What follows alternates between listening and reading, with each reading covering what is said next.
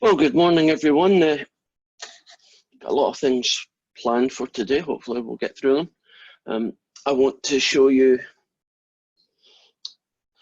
one last example numerically from a graph of getting an estimate for the area under a curve using left, using right, and using midpoints. So the new one is midpoints. Once we've done that, I would like to then move on to the general definition of left, right, and midpoint, and that will then allow us to use sigma. I don't know if we'll get to the sigma part, but hopefully we'll at least get to that. And let's get started then. I'm going to use a graph. Here we go. There's x, there's y. I'm going to have a function that starts at 1,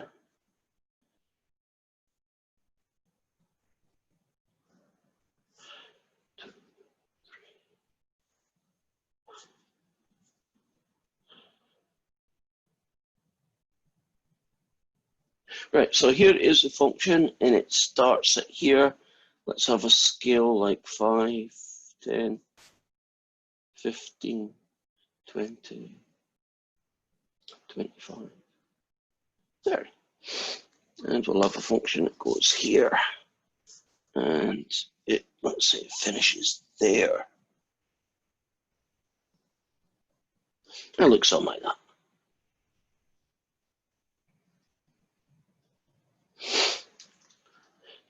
We're interested, as we have been for a few days now, what the area under that curve is. And there are, right now, although you only know of 2 of them, you're going to find out about the third one. There are 3 ways in which we can do that. We can split it up into strips where we use the right end point, and that'll be called, oh, let's tell you what we're going to do. We're going to do L3, we're going to do R3, and then to finish, we're going to do this new guy called midpoint 3. Right, so if you break this shape into only 3 strips, and I chose 3 strips because I just want to show you the process. I don't want to get caught up in the weeds where I do it with 10 strips, and it's just, you know, number crunching. You can do this process with 3, you can do it with 33, right? It's not changing the process really.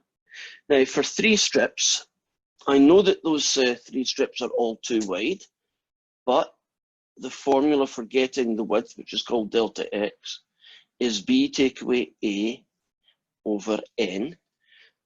And this guy here is called a, and the finishing is called b. And I'm telling you that it's 3 strips, so we know that. So in this case, it would be 7 take away 1 divided by 3. You would get delta x is 2. So here are our 3 strips. Each one is 2 units wide, which is fine.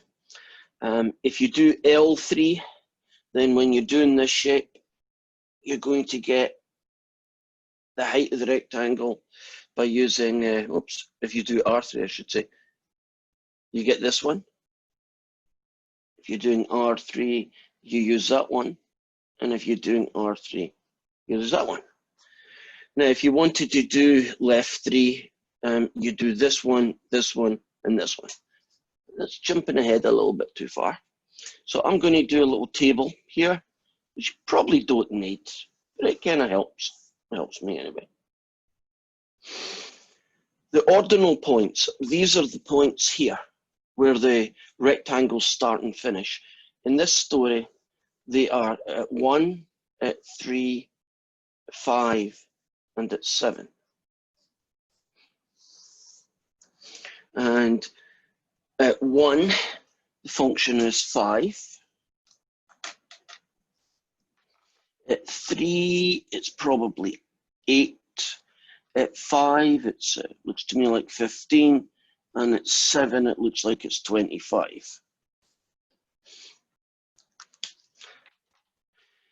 So if you wanted to get, for instance, L3, wouldn't the formula basically be using this side here for the first rectangle? It would be delta x, the value of the function at 1, delta x, the value of the function at 2, delta x, oops, should have planned ahead here, the value of the function at 3. So what would that look like as a calculation? Well, delta x is 2. Have you noticed that when you do left 3, you only use the 3 numbers on the left, right? These 3. So that's f of 1, that's the value of f of 2, and that's the value of f of 3. So you get 5, add 8, add 15. That's 28. 2 lots of 28, we get 56. Now, if I wanted to do R3, it would be delta x, the value of the function at 3, delta x, the value of the function at 5, and delta x, the value of the function at 7. So in our world, that would be 2. And if I'm looking for R3, do you notice I use those 3 numbers? The 3 from the right. And that ends up being 8, add 15, add 25. What's that? 48, 2 48s is 96. So far, so good, right? You've done hopefully enough of those that there's no biggie, right? It's just boring. Now, what about the new guy? Okay. Let's take one rectangle, this first one. On one side, you've got 1, on the other side, you've got 3. When you choose where to pick the value of x that's going to be used to the height in the midpoint, you choose this guy. Now, can you see that that's not the left, it's not the right, isn't it the middle, right? The x value between the two extremes. And that's why it's called the midpoint. So in this case, it would be f of 2. Then the midpoint here would be 4. We'll circle around it. And finally 6. So it'd be delta f of 4 and delta x f of 6. So the midpoint 3 is 2 lots of, well, I guess I'm going to have to calculate this one from scratch. At 2, looks like it's probably 6. At 4, looks about 12 to me. And at 6, it's about 20. And you might argue a little bit, but that's roughly my guesstimates. 32, 38, 2 lots of 38 are 76. We have 3 different estimates for the area under this curve. The left estimate, L3, is 56. The one that uses the right endpoints is 96. And the one that uses the midpoints of the rectangle gives me 76. In this particular situation, are any 3 of those numbers overestimates?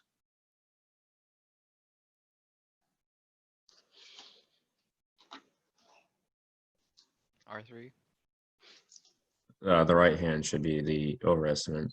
Agreed.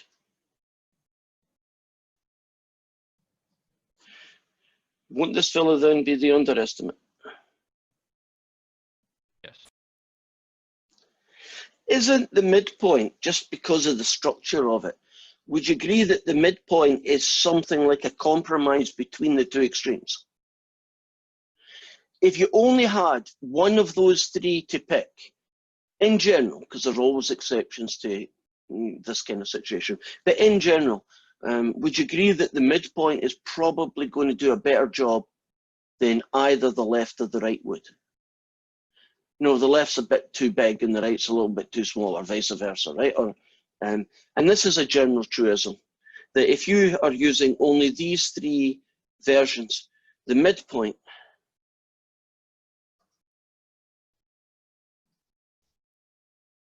will, in general,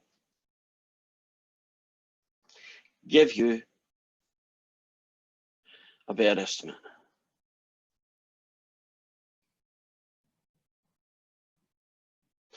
And I'll try and pretend. Can you imagine that's just one strip from any old curve? It could have been, it doesn't need to be this one, but it's any old curve. Can you see that if you use the midpoint to get your height, that the rectangle that you make is very often got a bit on one side that's too much, but a bit on the other side that's a bit short. And don't, when you put them together, give you an overall effect of not being out by that much.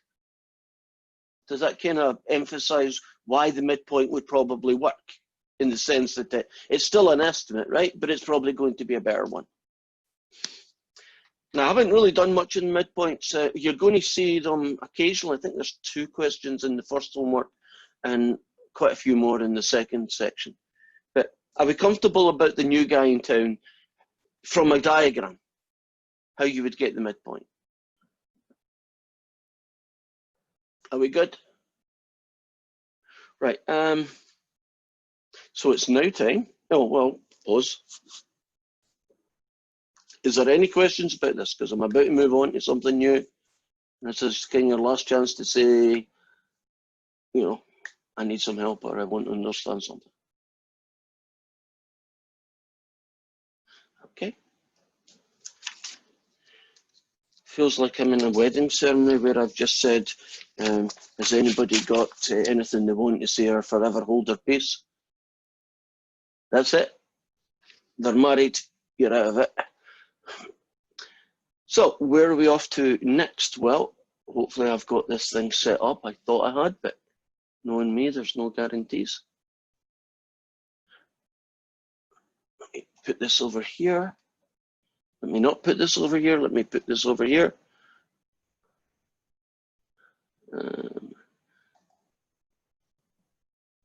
To basic.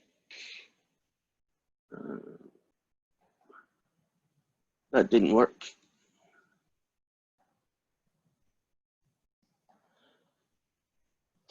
Are you looking at my notes? It looks like a picture with, well, this picture here says choice 1. Do you see that? Okay, we are good. What I have here are written notes, and you can get them when you go onto Canvas. So don't frantically try and write down what I'm going to do in the next 10 minutes, because if you're busy writing it down, you probably won't be able to focus on the gist of what I'm doing. So what I'm essentially going to do is just talk through what these notes are saying, because what this does is it generalizes what we've been doing with 4 strips and 6 strips. And now it says, well, suppose you do it with n strips, right? Where n could be 20 or it could be 2, right? It could be any number you like. How would the process of finding the area under a curve, how could you generalize that process? So that's what we're going to look at. So imagine that you were going to take this curve, right? It's pretty random up and down kind of curve. And you wanted to estimate the area from x equals a to x equals b. So basically you're trying to find the area of this weird shaped black piece of cloth. Now, if I told you to do it with 10 strips or 20 strips, we have a numerical method, but we have to kind of figure out how that would generalize. So wouldn't the first thing you do, you'd break it into 4 strips or 6 strips, but now it's going to be break it into n strips. So first line at A is called x0, then this guy's called x1, this guy's called x2. Can you see the strips? But we're calling them x1, x2, x3, because they could be any number, right? It depends on how many strips you use. And then you finish with xn equals b. So the first thing you typically do when you generalize it is you imagine that your shape's been split into n strips. And you just have to trust me that if you break it the way this is called, that is what n strips look like. Now, each one of those strips becomes a rectangle, right? And won't the rectangle have a width that we call delta x? Agreed. Now, in this picture here, when you look at the rectangles, can you see that what you are using is the left end point to figure out how tall the rectangle is? Let's pick this third one, right? You see this one here? You could be using the left-hand side or the right-hand side. Do you see that it's the left side? So what would be the area of this first triangle? Well, it would be delta x wide and the value of the function at x naught. And this second one would be delta x, the value of the function at x1, and delta x, value of the function at x2. And see this last one? Now you notice that the x values are called x to the subscript n minus 1 and xn. Do you see in this last one, you use that guy, right? Now, when you look at this, this is area of first rectangle, second, third, all the way to the nth rectangle. And you might say, wait a minute, that says n minus 1. There's meant to be n rectangles. Well, by the way, isn't that x0?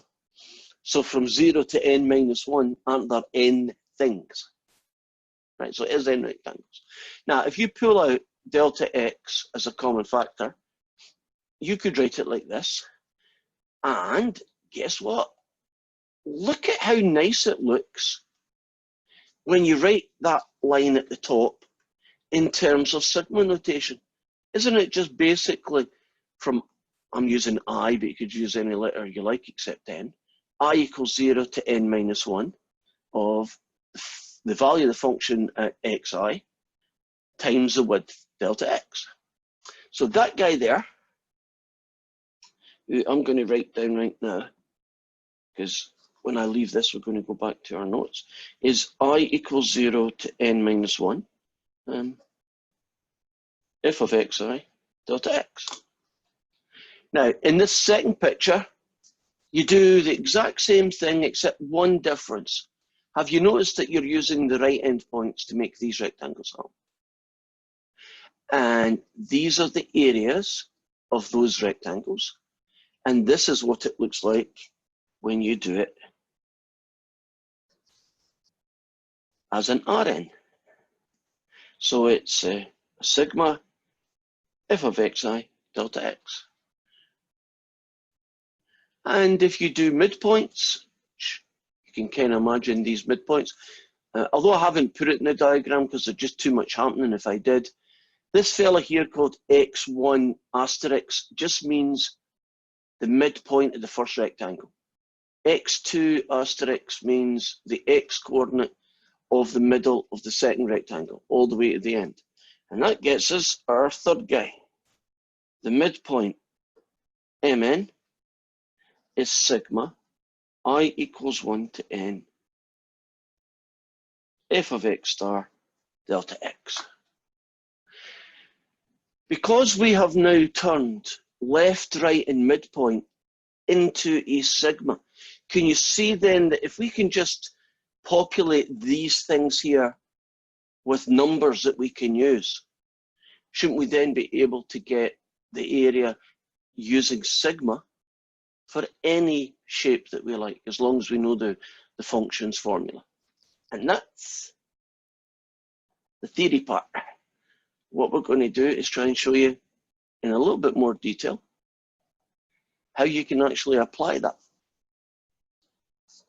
So over there, that's meant to say MN, are our three guys. I am going to try and find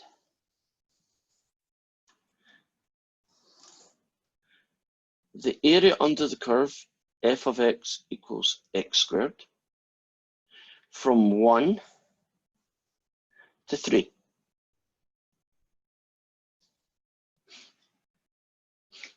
Okay. Now, over here we have the general formula. I know how to get delta x. Isn't delta x b take away a over n? So in this case, it's 3 take away 1 over n. It's 2 over n. Now you see these little guys called xi's. These are representing, you know, the start and finish. Xi is a plus delta xi. And you can say, well, where did this formula came? This is out of the blue. Well, if you can imagine for a moment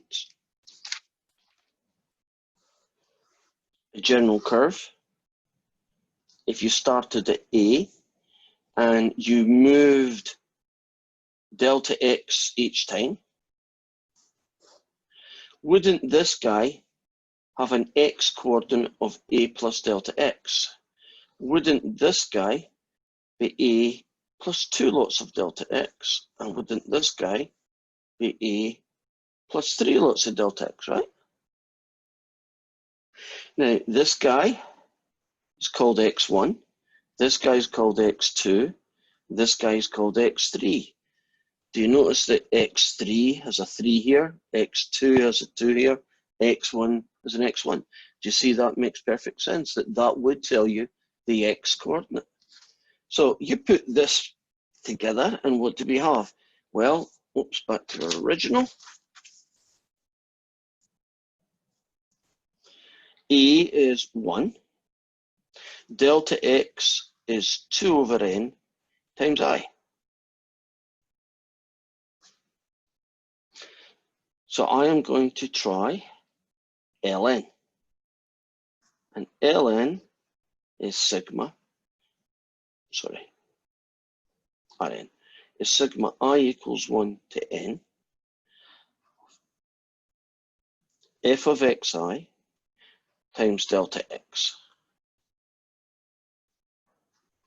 Now, if I can figure out a formula here, replace these things with specific terms using I and n, then I will have a sigma formula that I can use, and all I need to do then is plug in who n is going to be.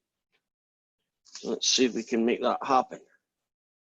In this case then, Rn is going to be sigma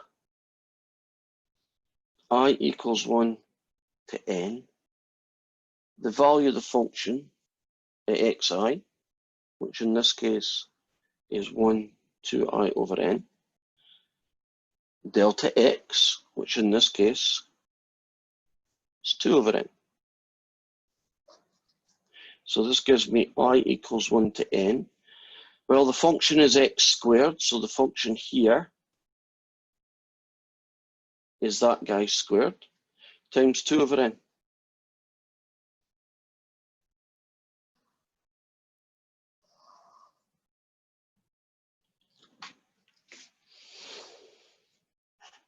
Now, I know this guy is really ugly looking, and I totally understand that, but there is one really powerful thing.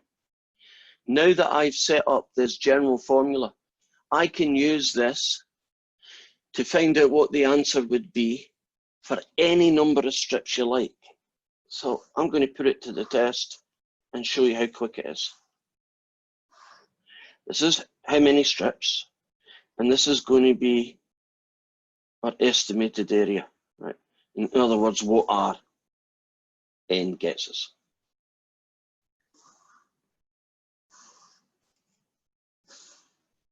Okay, give me a number between 1 and 10, whatever comes into your head. 7. 5.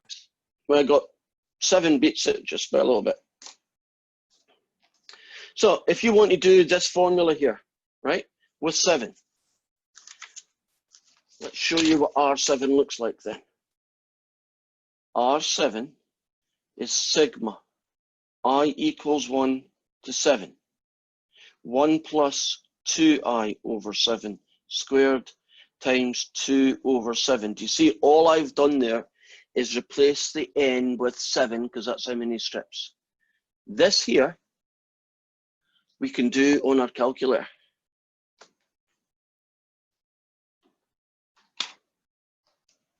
Okay, well, there's one small adaptation. I know it's a bit weird.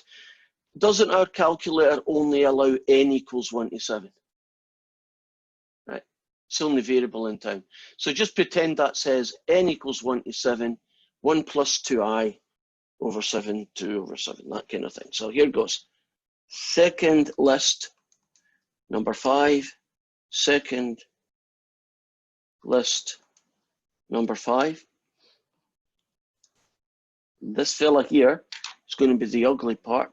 So I'm going to do a bracket, 1 plus 2n divided by 7, close brackets, squared, times 2 divided by 7,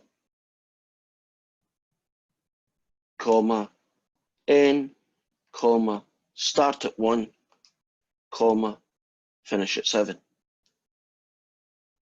Fingers crossed. Here goes, go. And our answer is 9.837. Now, I have just done the area under this curve between 1 and 3 using 7 strips, and this is my answer. Okay, you could probably do 7 strips by hand and not need to fight your way through this. So my next one is, give me a number in the teens. 15. Didn't quite catch that. 15. 15. Okay, now what's that going to look like? Well, let's find out. If you want R15, don't you just use this general formula and turn these two guys into 15? So it's going to now be I equals 1 to 15, 1 plus 2i over 15 squared times 2 over 15. Here goes. Second list, 5. Second list, 5. The formula is I need a bracket, 1 plus 2i divided by 15, close bracket, squared, times 2 divided by 15. And then you do the comma, n, comma, 1, comma, 15. Finish with some brackets. And the next answer is 9.206.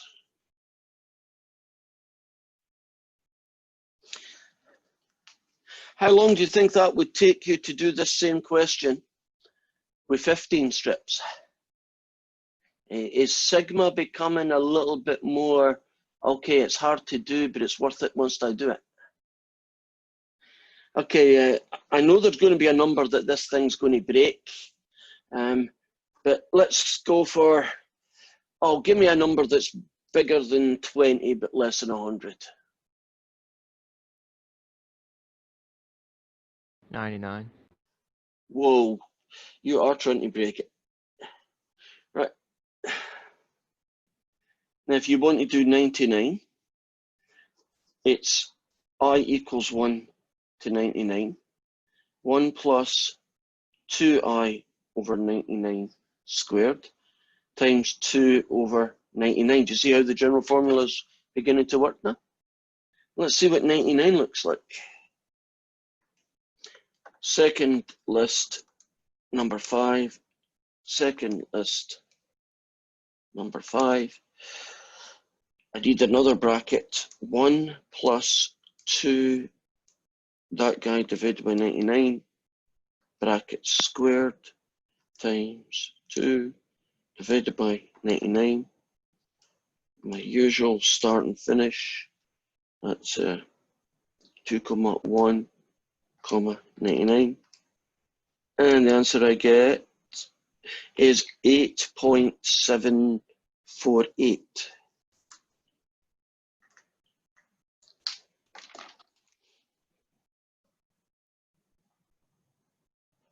I think we're getting the gist. I'll probably not do one more. But couldn't I do, as long as the calculator is capable of handling it, couldn't I have done 200 strips? You agree? Could have done 140 strips. Now here's some general truths.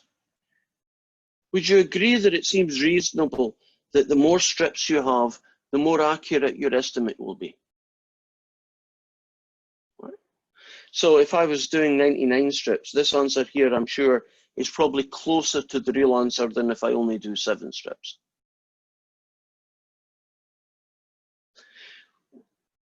Well, this is how you do the right-hand side, this is the formula for it. You might think, oh God, how hard is it to do the other one?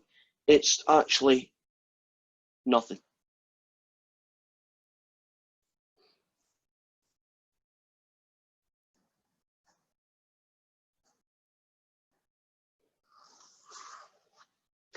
That's the formula for doing left n. Do you see the only difference is that you start at 0 and you finish at 1 less?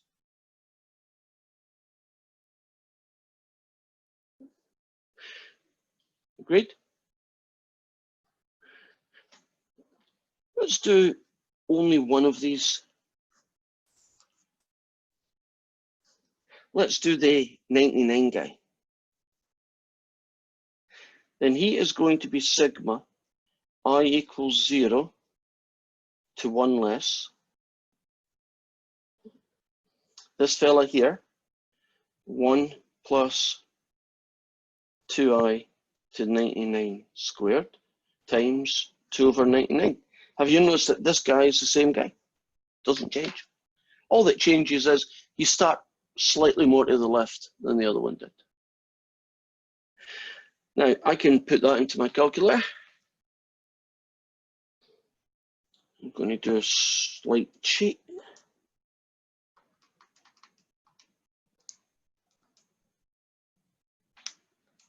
But that's essentially it.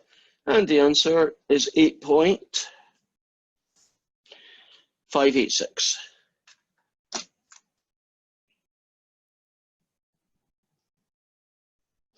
Now we're getting into some really cool stuff. If I can create this general formula, I can then use my calculator to do the number crunching to strip sizes that would be practically impossible to do by hand, right? 99 strips would take you a day. I'm saying a day. You get fed up after an hour, right? But it wouldn't be something you'd ever choose to do. I could probably get away with a couple of hundred before the calculator killed over. If I was using a decent sized computer, couldn't I do a couple of million strips and it wouldn't even care? So we have got a process now that essentially allows us to get the area under a curve to any kind of accuracy that you want. Now, this shape is increasing.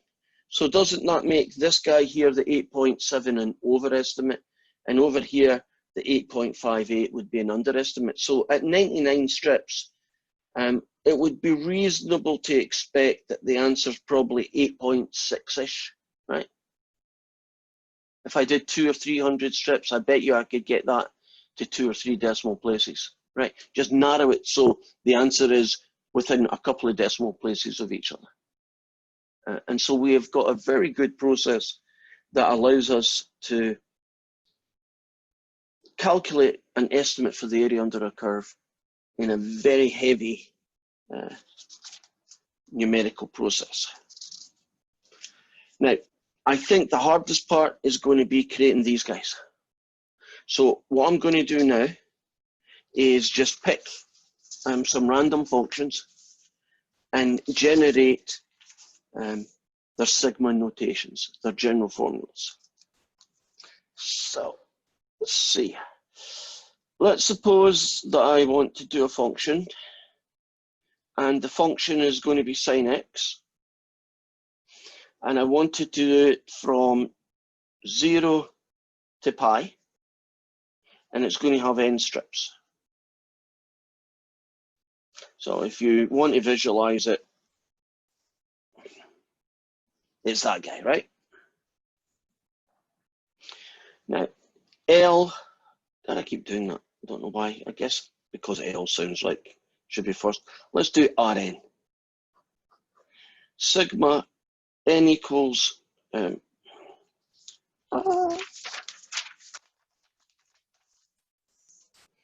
again. I'm thinking of the next line before I get beyond the one I'm writing. There we go. Delta x, f of xi. That's not too difficult to remember, right? That's level 1. All I need to do now is find out who delta x is, to find out who xi is, and then find out who f of xi is. So let's start with delta x. Here's b take away a over n. The n doesn't change at this point. The n is n for the whole process. In this case, it's a to b, so it's what? Pi take away 0 divided by n. So I now have the delta x guy. And for some reason, I stuck the delta x at the front rather than the back, but it doesn't matter. It's the same guy. Now, xi is a plus delta xi, right? It's always that. A in this case is 0.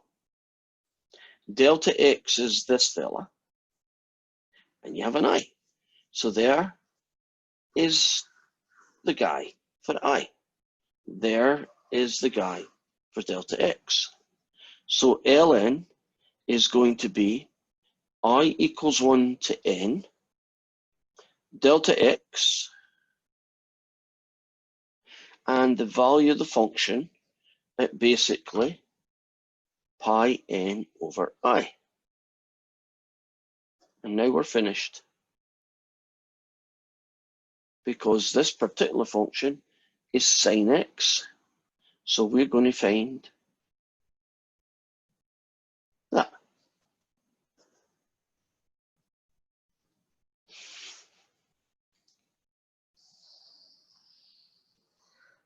Now, if you want L of 20, don't you just replace this by 20, replace this by 20, and then use your calculator? Okay, let's show you.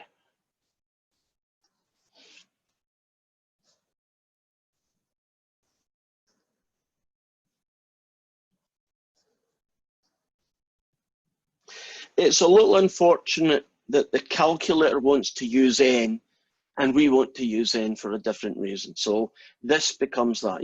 You're comfortable with that because that's what you have to use in your calculator. Now you plug that in, you'll get the answer. Try another one. Suppose I have the function e to the x.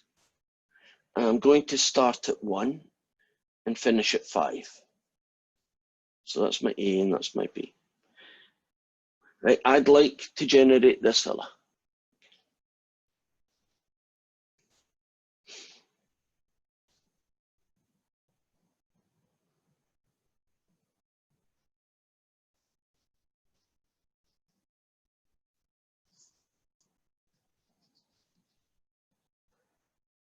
Okay, delta x.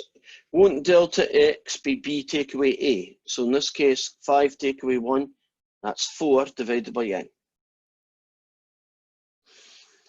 Won't xi be a, 1, plus delta xi? So I guess xi will be a, 1, plus delta x, which we know is that fella, I.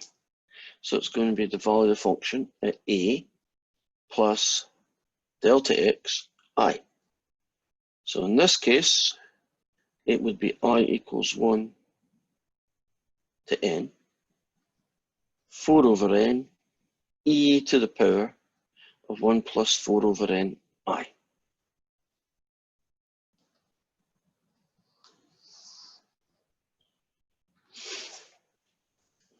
Okay, I understand that we're in some heavy duty part of the world here, and there's a lot happening here. Are you beginning to see how we can construct sigma formula for estimating areas under curves? How we get this L fella? I have one question. Yes. From the last example, when we did ln, we did n minus 1. So would it be when we're trying to find? I am apologizing. For some reason in my brain, I can't get out the idea that I'm always doing L. I have just shown you how to do I. So what you were talking about, Ripken, is true. If it was L, wouldn't this be I equals 0 to n minus 1? That would be the only change. So the right-hand one is this fella.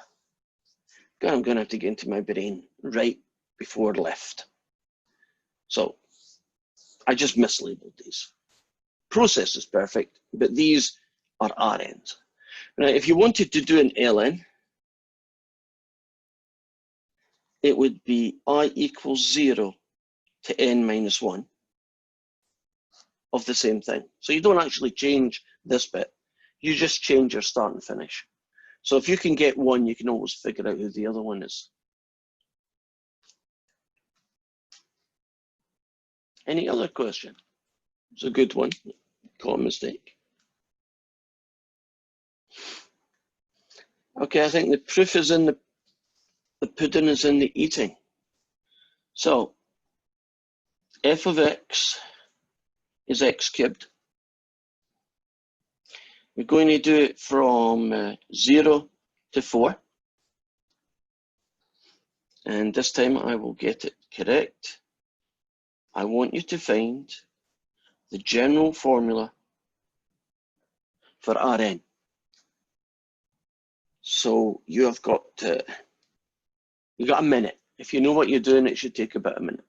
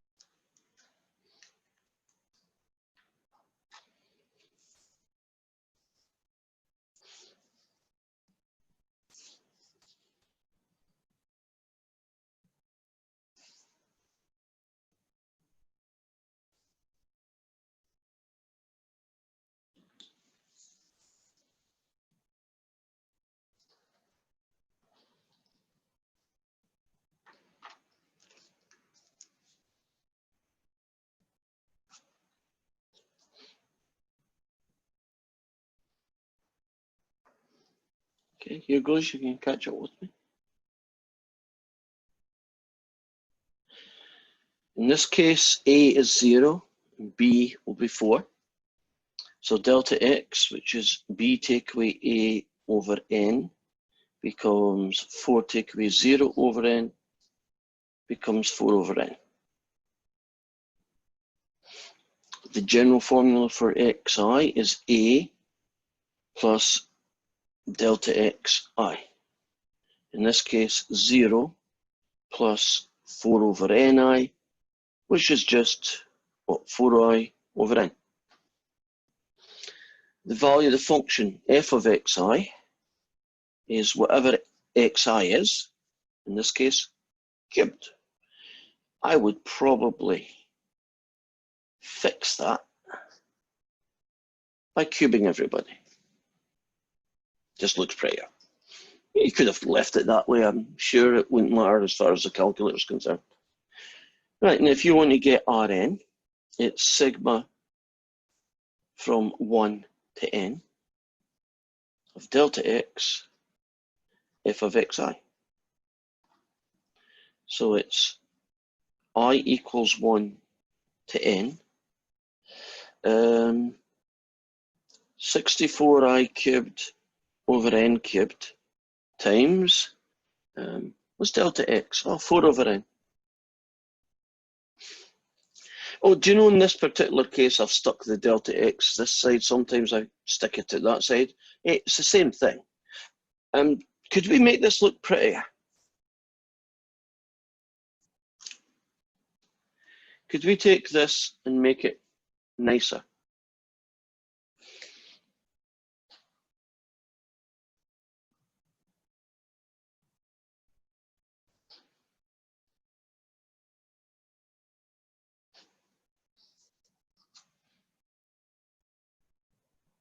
I mean, you're multiplying two things together, shouldn't you be able to combine them? Well, 4 times that is 256 I cubed, and this is n to the 4.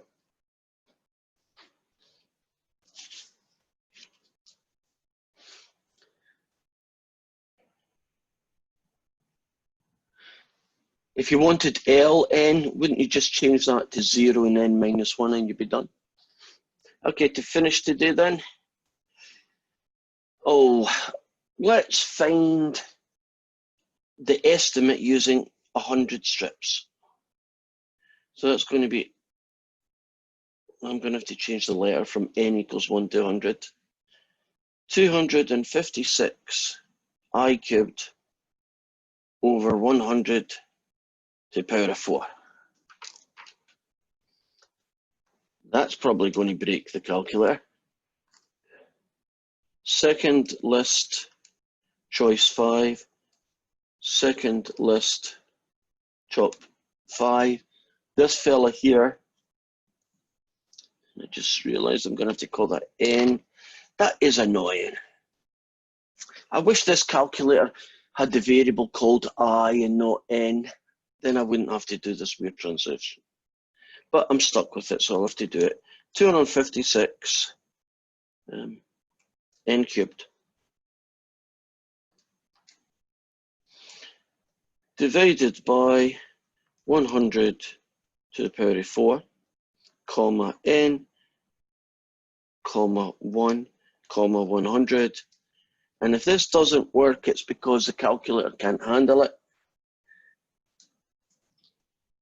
Oh, 65.2864.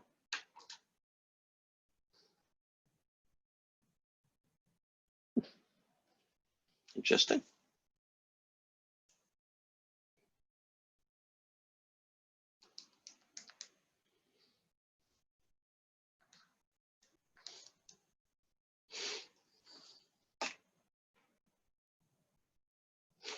Do you know the correct answer? The exact value for that area is 64.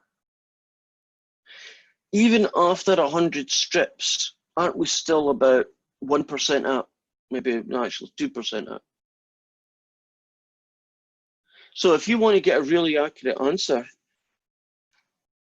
you really do have to do, you know, hundreds and hundreds of strips. Well, now we've got a method. Can't we create this fella? And then if I want 20, I put in 20 here. If I want 20 million, I wouldn't use a calculator. But if I wanted to use 20 million strips, couldn't I use a computer program? Anybody who knows how to do programming, wouldn't that be a pretty simple thing to generate? On a certain time. Yes. Right, I heard that at a certain time. And we are almost ready. Before we finish, I'm taking attendance. So we all say hi for one last moment. So go to chat, say hi so I can, there you go.